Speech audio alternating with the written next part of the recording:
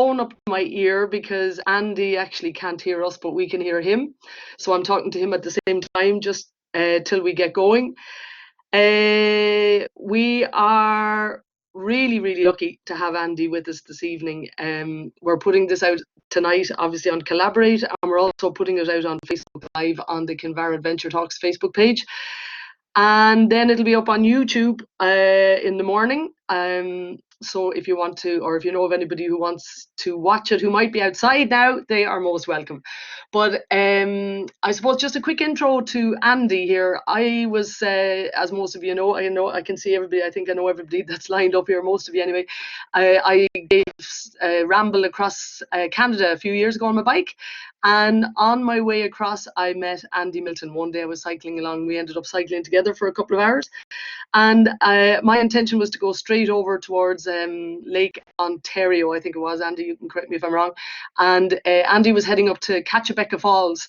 So I joined him to go off piste a bit up to Catchabeca Falls, because they're the second largest falls in Canada, and they were really, really fantastic to see. But so that's where I sort of touch base with Andy. And here we are at Catchabeca Falls there in the background. And I think, to be fair to Andy, I've been following him on Facebook ever since, on his trips to skiing and pulling sleds and climbing mountains and biking here, there and everywhere. And when we were doing these series of talks, I was chatting to Andy on Facebook one evening, and he said, okay, I'll do the Iceland trip. So I'd like to hand you over to Andy Milton now. And I just, one little thing just before we kick off, on the bottom right hand side, just see the purple, the little purple tab. If you click on the X, if that's an X at the moment, that'll make the screen bigger for you. And if you click on it, if it's not an X that has the little arrows, that will open that panel, and you'll be able to ask Andy questions. If you look at the speech bubble there on the left-hand side on the bottom panel there's a little speech bubble. So we might leave questions to the end, and we'll probably definitely have to text them unless I ring Andy back again on this phone. And Andy, you can hear me there, can't you? Yeah, okay. Yep, so Andy, yeah, brilliant. Okay, so Andy, I will pass it all over to you, and thanks a million for joining us this evening. Okay, thank you. Okay, Andy. Thank you, Veg. Yeah, so as Karen says, we met in a random location, really, in Canada. It was just one of those chance meetings, really. It was my first actual big bike ride at all. I hadn't really been on a bike for going on probably 15 years beforehand, and just decided to have a cycle across Canada. But while out there, towards the end, I started thinking about other trips. And I was talking to my brother, who, although he cycles, he isn't a big cyclist either. We just like to see different places.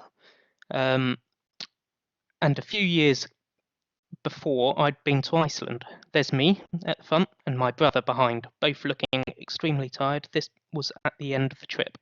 It's not many photos of the two of us together. But yeah, we'd been chatting about this after my last trip, and I'd been to Iceland a couple of years before and had loved it.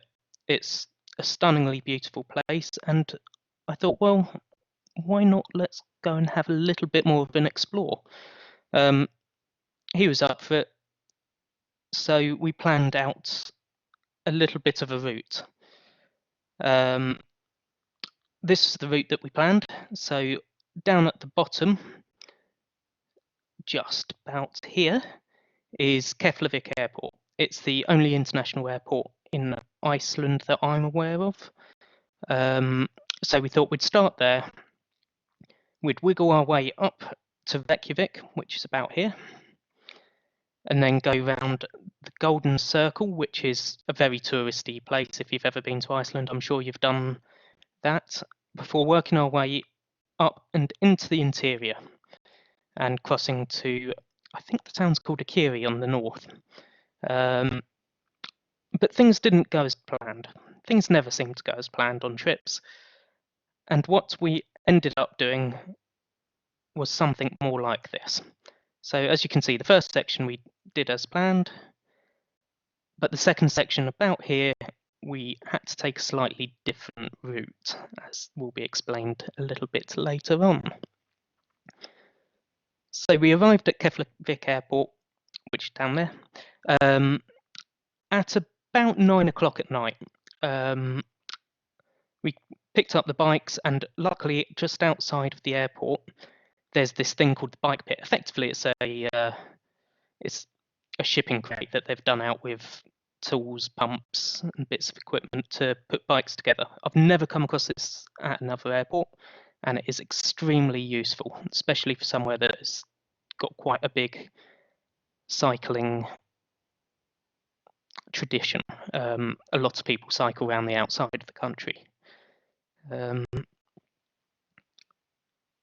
So the next morning we set off from the hotel we'd got for the night, which was an interesting place.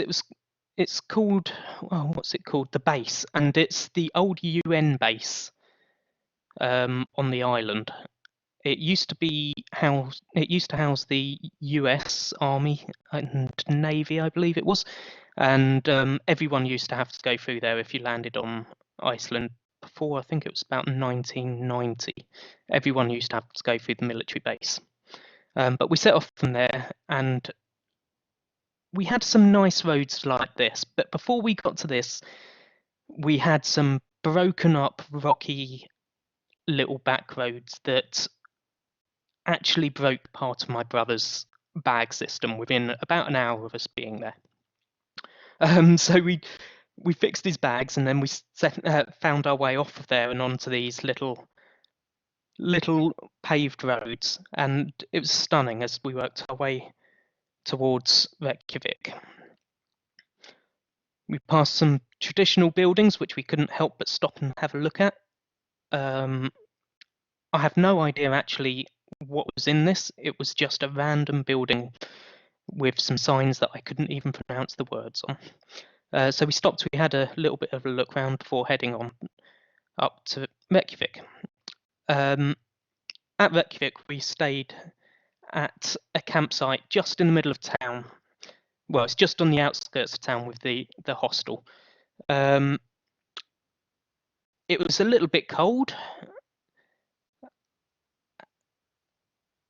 and we were sleeping in our tent. As you can see, we had no ground sheets, just sleeping bags and a waterproof bag, a bivvy bag for our sleeping bags. No ground sheet. That was to save on weight because we were limited on the size of stuff we could put on the bikes. And yeah, it was a little bit cold. And we woke up in the morning, and there might have been a little bit of ice on the bikes. To give you some context, this was in September. We'd left the UK, and I think it was about 25 degrees, and we got to Iceland, and I think the highest temperature we had was probably 6 degrees. At night, it was dropping down a lot lower, and we might have underestimated the conditions slightly. So on the second day, sorry, we left Reykjavik, and we headed up the tourist roads full of coaches that like to get very close. You could literally put out your hand and touch the coaches as they went past, which was a little bit frightening. But we worked our way up the roads to Thingvellir National Park, which is just there. Now, Thingvellir is part of the Rift Valley. So where I'm stood is, to take this photo, is actually on the North American continent. And then you've got a little bit of a cliff, and it drops down into this huge flat area that has dozens of streams. And somewhere in the distance, I don't think you can even see it in this photo, is the European shelf, which is another, it's about a mile further over. The little rivers that go down through this rift are stunning. You walk cross them on little bridges, and you look down, and they look extremely deep and extremely clear. I've never seen water as clear.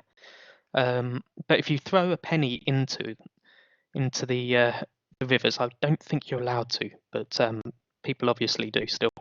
But you can watch the penny fall as if it was a feather in the wind, and it's got to be a couple of seconds for a penny to hit the bottom. They must be extremely deep. I think people might even go scuba diving in these things.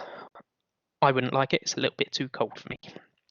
But Thingvilla is actually the traditional place of parliament back in the Viking times, and arguably one of the oldest parliaments in the world, I believe. There's nothing to symbolise it. It's just a big stone that they used to stand on. As we were leaving Thingvilla, we went round a rather large lake, and on the other side of the lake, this is what we saw. It was a big old batch of rain, and it looked to be moving over our way. So we were getting a little bit worried about getting, well, drenched. But thankfully it stood on the other side of that lake and just was like that for hours. As we worked our way up towards this location. Now, just around here is called Giza.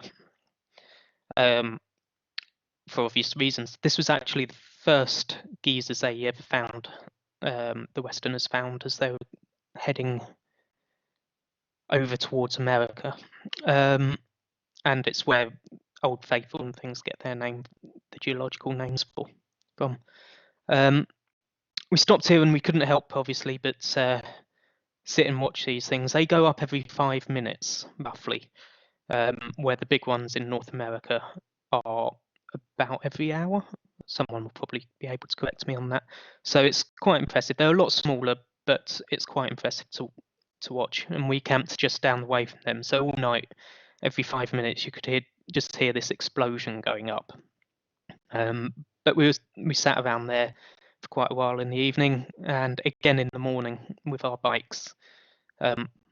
Mine being the red one with all the bigger bags on, and my brother's being the blue one.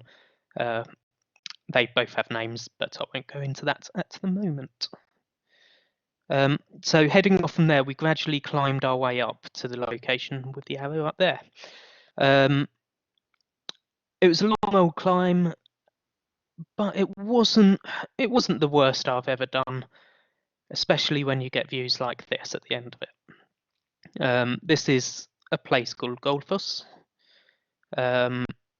It's not even the biggest waterfall in Iceland, but it's quite powerful. It's about 40 meters tall. If you look at the top tier here, there is actually a few people just to the left of it. To give some context to the scale of this thing, it is massive. It's very noisy and it is stunning to watch. We got up early, especially to get there before most of the tourists. But as you can see, it was still busy, and that's the top tier of the waterfall.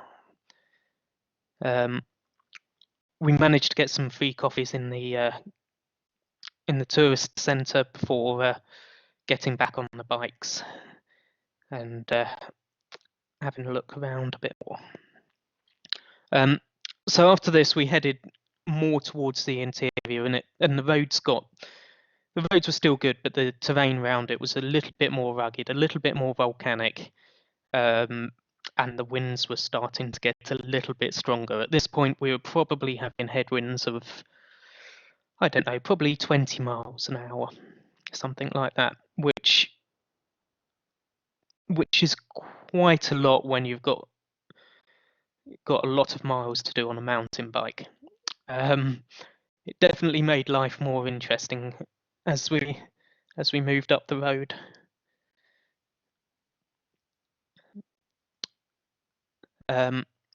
So that section of road that was just shown is just round here, and there's a set of reservoirs and dams up here that we followed up until we were staying at a hostel just where this arrow is.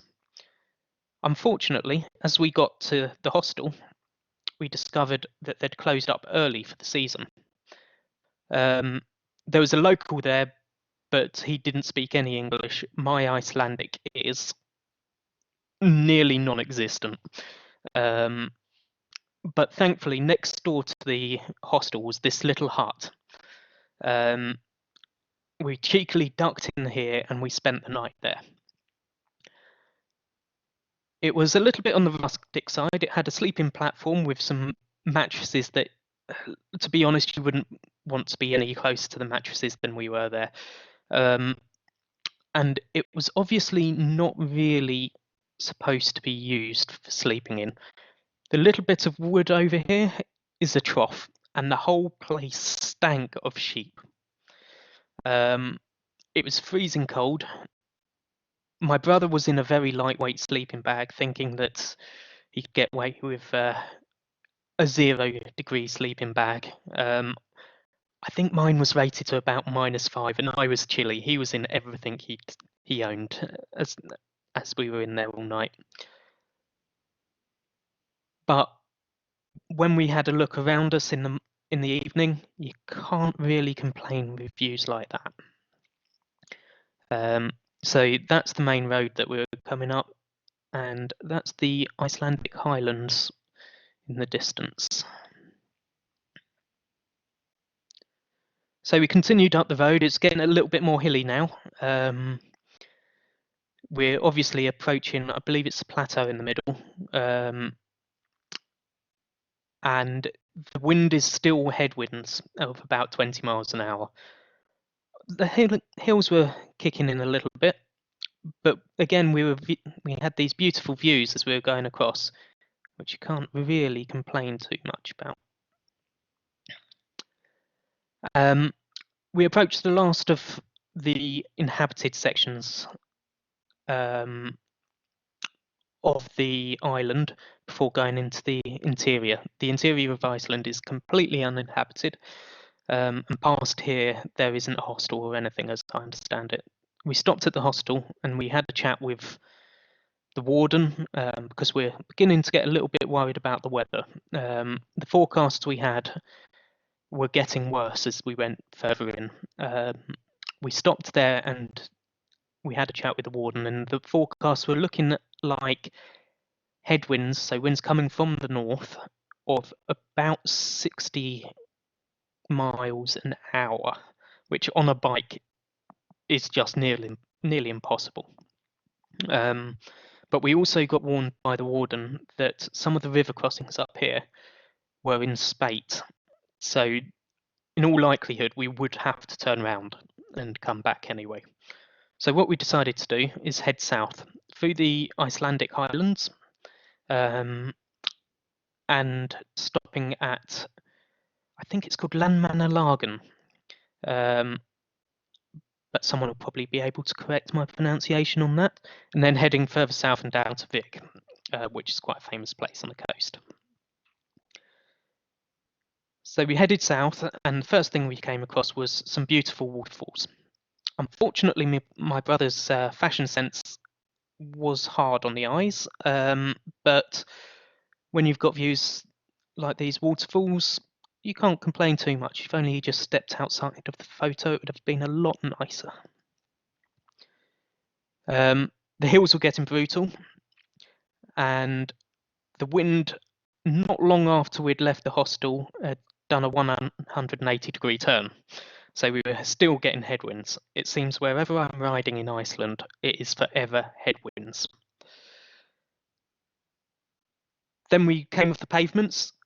There's still a lot of infrastructure around, so you know you're not too far from anything, but the paved roads have stopped. This means that also the amount of vehicles will have stopped because a standard hire car is not allowed off onto these roads because they just get a little bit too beaten up further down. The weather was starting to come in, the temperature was dropping, and the landscape was getting more and more rugged as we went in. I hadn't even turned my suspension on by this point though, so it's completely cyclable still. And the hills and the landscape were just immense. It's hard to put into words quite how beautiful it is. Even the pictures don't really do it justice. So the green layer up here isn't actually grass either. It's a rare form of moss. It's only found in Iceland and mainly in these volcanic regions. Nothing apart from this grows in these regions, moss and lichen type things. Gradually, the weather got worse and worse. We still had headwinds. They were still about 20 kilometers an hour, but the rain was coming in. The dust on the road is very, very fine, and I was beginning to worry that this fine paste that begins to build up might start clogging brakes and bits and pieces on the bike, the bearings and such like. But thankfully, we managed to get away with it. We hadn't had any problems at all with that kind of stuff. I have heard people saying about how it clogs up the bearings in the bottom bracket where the pedals go through, and completely clogging it so you can barely pedal. But thankfully, not for us. Slowly, we passed out of the ash fields and we turned into these lava-laden mountains. Talking to locals and such likes, I discovered that this seemingly new lava field, I was expecting someone to say, oh yeah, it's about 10, 15 years old. It's actually about 400 years old, this eruption. It's just that so little grows out there that it hasn't been reclaimed at all. And you can see how it's spilling down into the lakes as we go along. And we entered into the proper highlands and into where we were staying for the night at Landmannalagen. And more of these spectacular lava fields. The whole area was just riddled with them, and these mountains that have been carved out of dust and this layer of rock underneath. It's truly, truly spectacular surroundings. So we entered into the main clearing with the hut, and this is what we saw. We've got a river in front of it, which thankfully there was a little bridge over. Didn't fancy fording any rivers. There's a hot pool just on the right hand side, just round here, if people can see my pointer. And then the main hut, which is there. It's got a campsite, but we were tired, we were cold, and a little bit damp as well. So we decided that we'd stay in the hut for the night, and had to get a mortgage out to do so, because oh my god, is everything in Iceland very expensive. The ground round here was just too rocky for our little teepee to stand up on properly. So we had a nice pleasant night in the hut. This is the thermal pool. It's more of a river than a pool, this one. But the lava field behind it just seems to come to this abrupt stop at the head of the valley.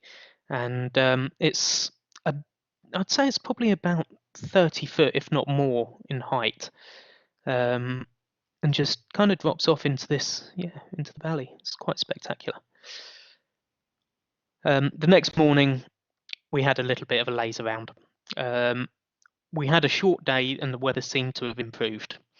So we got in the pool and we sat there until going on towards 10, half 10, which on a bike tour is remarkably lazy. And it was probably a mistake. As we left the shelter of where the huts are located, the weather was appalling. It was hammering it down.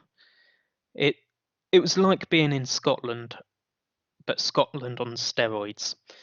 The rain was bouncing up and catching us on the way back up as it was as much as on the way down, and the roads were drenched, and then the headwinds came. We turned into a wind that I would estimate at being about 40 miles an hour, 45 miles an hour,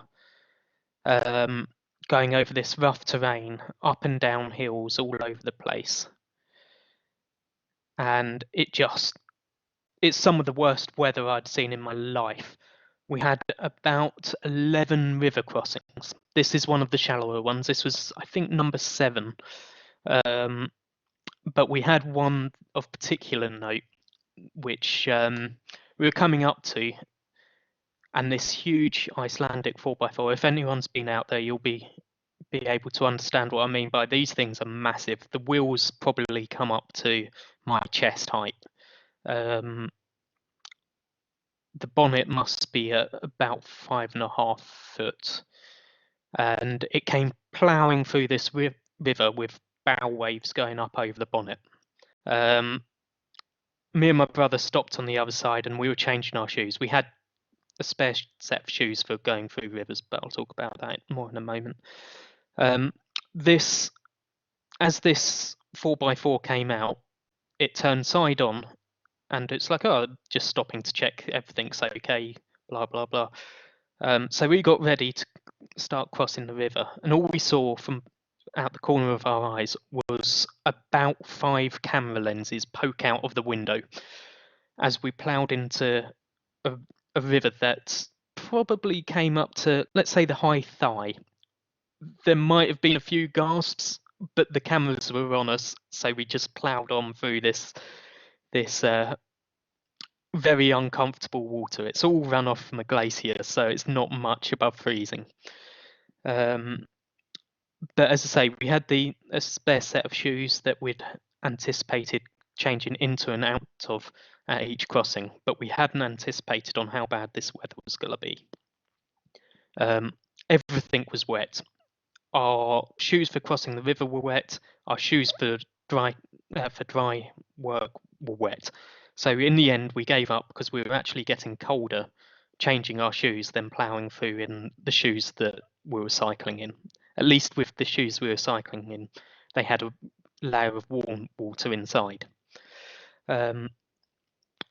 So we crossed all these rivers going through rather vile weather and steep hills, but the views again were just immense. These huge great mountains carved from old volcanoes and layers of dust and volcanic rock.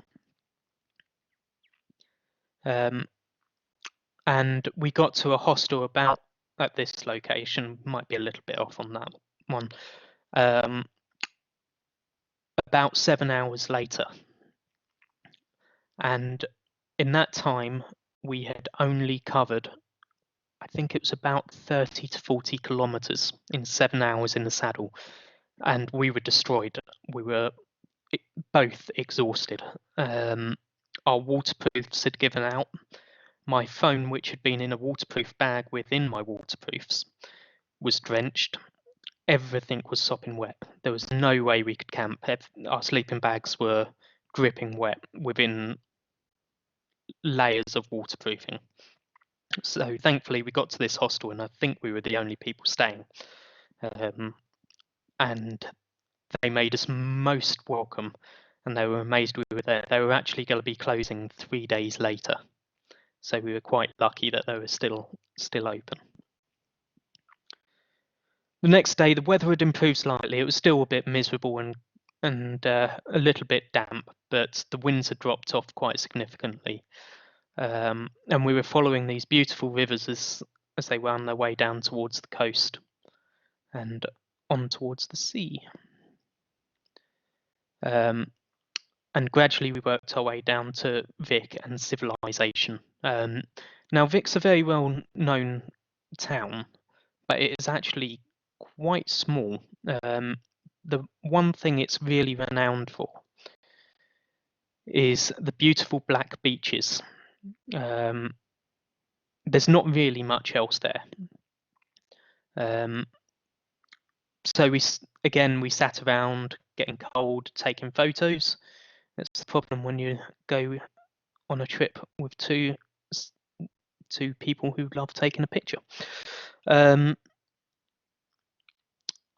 And gradually we worked our way around, and we turned the corner just outside of Vik, and we came face to face with this. This is I don't know the actual ice sheet's name, but it's a massive ice sheet with glaciers running down off it through the mountains.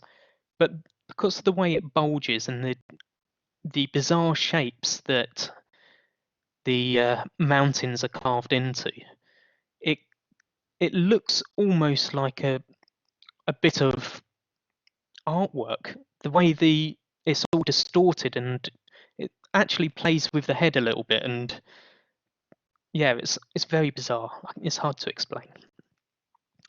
But we continued on down into the region of the waterfalls, which we got to, and it was a little bit on the busy side. We were back in Tourist Central. These are some of the busiest of Iceland again. But when you've got a fisheye lens on your GoPro, it means you can get in front of all the crowds and get a half decent photo. And there's some nice refreshments. By this point, me and my brother had been the only company either of us had for about 5 or 6 days. Yeah, we weren't necessarily on the best of terms, but when there's a beer and there's a little bit of blue sky and beautiful waterfalls, makes the world a lot better place, and it felt like a lot more fun again. We continued on for a little bit further. It's only another about 20 kilometers up here to our campsite for the night. And we went for a little bit of an explore and came across this cave with a waterfall plummeting down. There was nearly no one here. There's a little set of stones that lead you into this place, and you can only fit a couple of people in at a time. But there was no tourists at all in there for some reason. And we discovered why as we went around the corner and came across this beastie. It's one of the big waterfalls in Iceland. I struggle to remember its name though. Seljalandafoss or something. It's very Icelandic, but it's huge, and it's got this little footpath that leads around the back of it, so you can walk around the whole thing admiring the views. As the weather was clearing up, we decided we'd sit around and take some photos of it as the evening wore on, and it turned out a lot of other people had this idea. And a little bit later, this whole section behind was lined with photographers with these big fancy lenses where we were using our little compacts. And we were there as the sun went down, admiring it, taking a few photos, and just generally looking at it in a little bit of awe as it was lit up from all kinds of different angles. You can't see any of the photographers, but there's a whole host of them down there, all looking for that shot. But yeah, you can't do anything but stand there in awe at some of these beasties. In the morning, we moved on. The next section was really quite boring. There wasn't huge quantities to see. We had mountains on our right-hand side, but they were a little bit too close for you to get too much detail, too much impact from them. They're big sheer cliffs really at this point. And we were making our way to a town called Selfoss down here, which we assumed, given its name, would be a waterfall, big waterfall. But we got there and it was a bit of an industrial town. So we decided to move on to a campsite we'd heard a little bit about from some of the locals, and a destination that wiggles its way just up here into the inlands. And it's called River of the Steam or something along those lines. And it's a thermal river. So you go through a section of geysery type mud pools and such like as you work your way up this valley. And on the other side of these, there's this hot stream. And the further into the hills you go, the warmer this stream gets. So you walk up and you choose your location of where you would like to bathe, and just strip off and jump into the water. And Yeah, I think we were at about 30 degrees, and apparently there's about another mile and a half of this river, so God knows how hot it gets.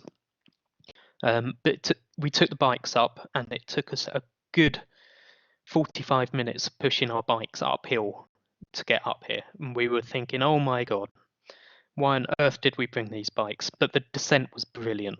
It took us about 4 minutes to do the journey back down, and there might have been a few screams of glee as the adrenaline was kicking in, and the little pebbles were skitting around under our tyres.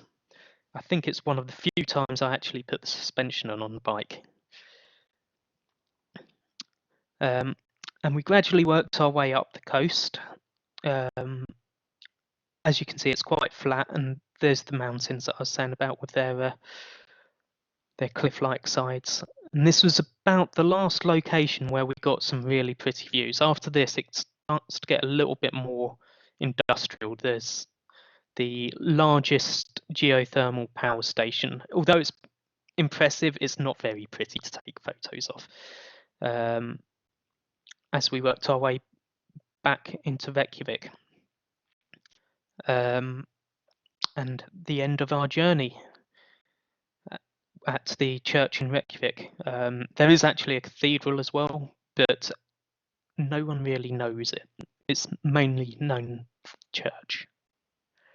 And some more resupplies. I think this thing nearly gave me a diabetic heart attack. It's that's a full-size cookie in there, and Iceland are brilliant for these things. The next couple of days we packed up our bikes and we got a car and just had a little bit of an explore around the rest of the part of the island. This was on the Reykjanes Peninsula, which is near where the airport is, and we just had to drive around there. We did stop in at the Blue Lagoon as well, but it's very touristy. I would avoid that. Some of the smaller springs that we've been to. And thank you for listening to me ramble. If anyone has any questions, I'll be happy to answer them.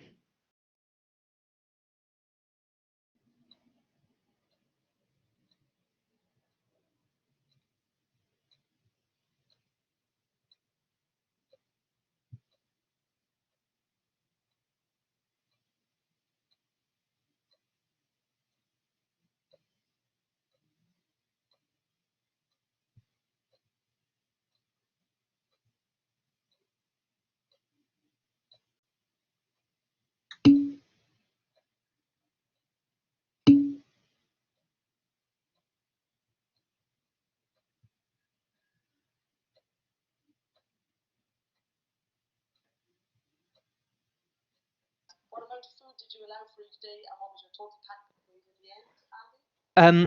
So the total amount of food each day was actually quite a lot. We took ration packs for mornings and evenings, and a host of snacks throughout the day.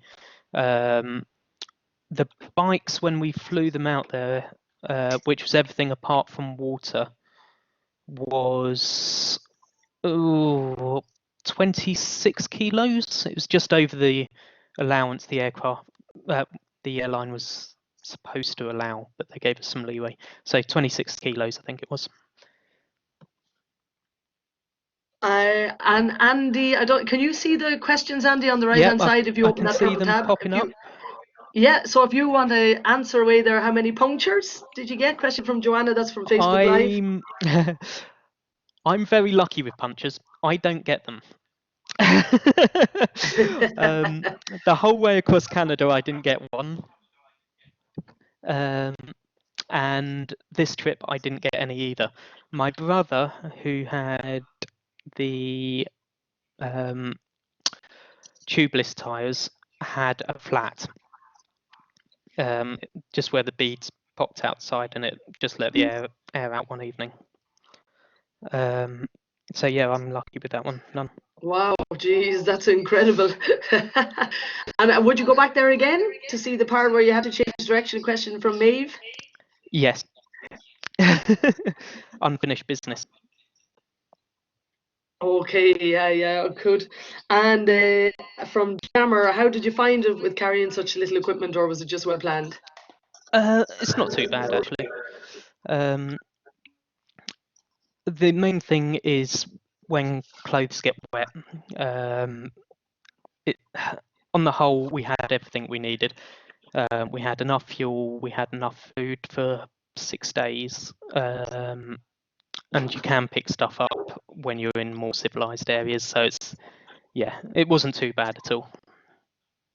Okay, and a question from John Damage. Cooling, and actually I should mention, I forgot to say it earlier on, actually, Andy. Andy's actually talking to us from the Lake District, which is pretty cool. The benefits of virtual life in the world, but nice to hear him from the Lake District. Any damage to the bike, Andy? Not while on the trip. So on the way there, the rear derailleur, so the bit that changes the gears, got a little bit bent in shipping. But we managed to fix that. Other than that, no, nothing. On all my bike trips, I've been extremely lucky with that. Just little minor things that you can fix along the route. Okay, So and nothing. a question, a comment there from Ashling. Many thanks, really enjoyed it. And Joanna, thanks, Andy, thanks, Joanna. Orla Night, was it all dehydrated food? Orla likes her food. Yeah. So for evenings, yes, mainly dehydrated food. If we could stop off at places along the route, we would. It's always nice to get a proper meal.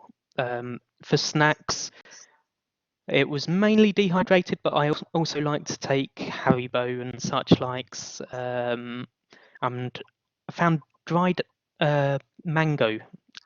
It's a miracle food. It's brilliant.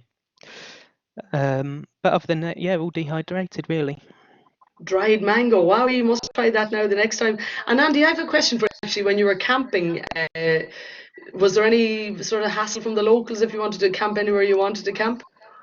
Not really. The only restrictions over there are you've got to be, I think it's a kilometre from another organised campsite.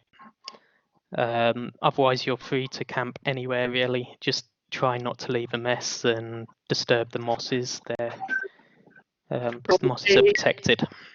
Yeah, fair. All right, okay. And a question, Maeve, our speaker from last week, a question from her daughter Jonah. Where are you planning for your next trip? um, that all depends on what's going on with all the shutdowns. Um, I have a trip planned for July, which is cycling down to the Pyrenees for 4 days climbing and then cycling back.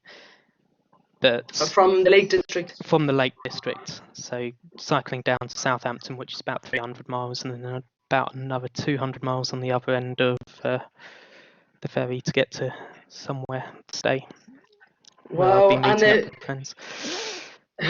good stuff. And for a question from Ben James, for a return trip, what would you do, if anything, differently? That's a hard one. I wouldn't do the first section of the tourist bits because I've seen those a few times already now. I'd use a different bike potentially. What bike would you use? So I would use a gravel bike, not a mountain bike. So it's a little bit more like a road bike, but it will cope with off-road as well. It will just be quicker for doing certain sections, where the mountain bikes are quite heavy and quite bulky to move around on roads and such likes. Yeah. Does anyone have any final questions? I'll flick back on here. So Andy, thank you so much. That was really, really good. And I think everybody, well, I certainly enjoyed the photos. The photos are fantastic.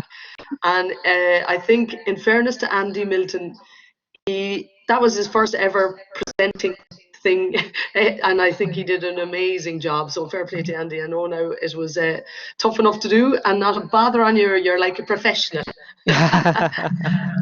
So just to thank Andy and to thank our previous speakers as well, and just to give you all the heads up for the next couple of weeks. Have actually the bottom one hasn't come up on this slide, but next week we have Brooke Nolan, and she was an all-female expedition. They went across the Finnmark Plateau in the Norwegian Arctic, so that'll be on at 9 o'clock next week. And then the following week we have Mags and the crew, hopefully, if they can manage it, from Cuba. They'll be coming live from Cuba. Brooke Nolan will be coming from England, live from England, and down below that on the slide is Stephen Dowd, who is here in Ireland, so he'll be talking about the Camino. But thank you very, very much to everybody tuning in. And if you enjoyed the talk, tell your buddies. And thanks, Andy. And if you could please check out Kinvara Adventure Talks YouTube channel. And then we're putting all the videos up there as we go. But thanks for tuning in, guys. And we will hopefully see you next week. Thanks, Andy. Thanks a million. Thank you. Okay. Bye. Bye. Bye.